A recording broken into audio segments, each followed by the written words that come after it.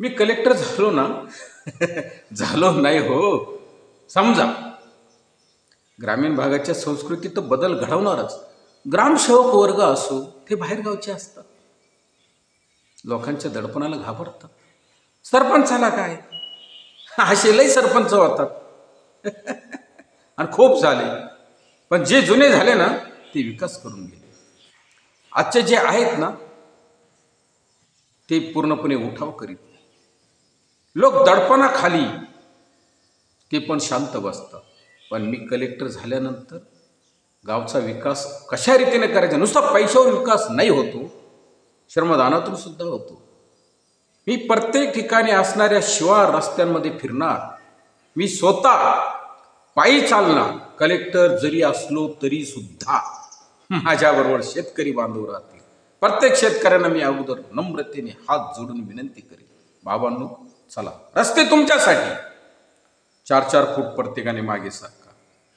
ही जागा कुणी उचलून नेणार नाही. ही तुमच्या बांधाची, तुमच्या शेतीची जागा राहणार आहे, तुमचीच राहील.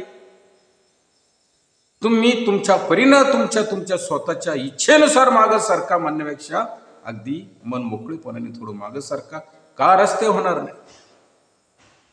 ग्रँड येते, खडीकरण होते, डांबरीकरण होते, रस्ता पुन्हा अरुंद होतो, खड्डे पडतात. ग्रँड 16 लाखाची, ग्रँड 40 लाखाची आली किती, गेले किती, बिल पास झाले, झाला खेळ मोडला, पिंपळ तोडला, पुढे अफाट, मागे भुईसपाट चाललेला. पण मी जर कलेक्टर झालो ना गपचूप बसणार, कार्यालयात बसणारच नाही. पहिले ग्रामीण संस्कृतीची कशी सुधारणा होईल, कसा विकास होईल. शहरामध्ये का अचूकता चालत आहे आणि हा भारत ग्रामीण संस्कृतीचा असताना सुद्धा 80% शेतकरी वर्ग आहेत, ग्रामीण संस्कृती आहेत. जर ग्राम जर नसेल सुधरत तर नुसते शहरं सुधरून काय करतात? शहरांसाठी तुम्ही ग्रँट देतात, गावासाठी ग्रँट देतात, अहो कोट्यवधी रुपये खर्च म्हणतात. अरे मंत्री महोदय, तुम्ही मंत्री झालात, तुम्ही सावलीत जातात, तुम्ही एकाच ठिकाणी बसतात. प्रत्यक्षात गावामध्ये ग्रामीण भागामध्ये तुम्ही गेले? आमदार साहेब थोडं फिरा ना जरा. थोडा पाऊस पडला तर किती खड्डे झालेले रस्ते, किती वेळा निवेदन द्यायचं तुमच्याकडे, किती लोकांनी यायचं तुमच्याकडे रस्त्याच्या मागण्या करण्यासाठी, किती वेळा यायचं? 5-5, 7-7 वर्ष जाते. 2-2 वेळा तुम्ही आमदार होतात, 4-4 वेळा आमदार होतात. शिवाय रस्ते कधी सुधारवणार? मी कलेक्टर जर झालो ना, मी आमदाराला नाही विचारणार, खासदाराला नाही विचारणार. मी माझे शेतकरी बांधव बरोबर घेईल आणि सगळ्या शिवारात फिरून कोणाकोणाला कशी रस्ते पाहिजेत, चला श्रमदानातून करूया. आणि मला जे काही अर्थसहाय्य मला भेटत असेल मग शासनाधिकृत, त्यातून मी खर्च करेन. आमदारांना भाग पाडायला लावू, त्या खासदारांना सांगू, असणाऱ्या पंचायत समिती, जिल्हा परिषदच्या ग्रँडमधून तुमचे रस्ते सुशोभित करू.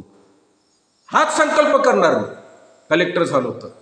किती दिवसापासून भारत स्वातंत्र्य झालं तसे रस्ते अजून खड्डेचे, तसे खड्डे त्या रस्त्यानं. आणि आता कॉन्क्रीटीकरण, वा वा, समृद्धी मार्ग, वा वा वा, राजमार्ग, वा वा वा. जमिनी कोणाची? शेतकऱ्यांची. त्यांच्या शेताला रस्ते आहे का? मग आपण काय करतोय? फक्त विराजमान होऊन बसलो क्लास 1 अधिकारी म्हणून? नाही, मी क्लास 1 म्हणून राहणार नाही. मी कार्यालयामध्ये बसून थांबणार नाही. मी कलेक्टर होईल आणि कलेक्टर होऊन संपूर्ण शिवाराची पाहणी करेल, ग्रामीण भागातली पाहणी करेल. आणि का संस्कृती सुधारत नाही यावर मी पूर्णपणे ठाम विश्वासाने, आत्मीयतेने त्या ठिकाणी माझे कार्य पार पाडित राहील. नंतर मी शैक्षणिक अवस्था होईल, हळूहळू, धीरे धीरे. पण केव्हा मी कलेक्टर होईल तेव्हा.